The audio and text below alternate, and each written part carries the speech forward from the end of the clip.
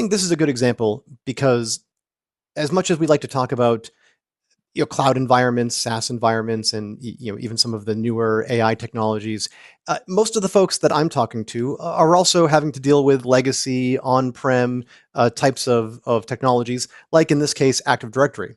And so Active Directory has its own unique set of non-human identity risks and challenges that you have to deal with. And it's important that as we're looking at your whole environment, that we consider these things as well. And in this particular case, one of the things that Entro is looking for is whether or not a regular user account can impersonate a service account. Active Directory has this concept of a service principal, and it allows you to, in this case, for instance, allow my regular user account to act as if it has a machine authentication. So I can bypass multi-factor authentication. I can essentially impersonate a non-human identity.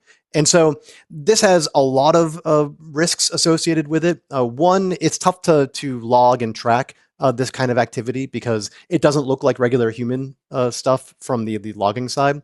But it's also, as people are using agentic AI and they're using their personal credentials to do work, those personal credentials now have non-human identity type privileges attached to it. And so anything that's using those credentials, like AI, can also then access, in this case, the SQL Server database that this was granted.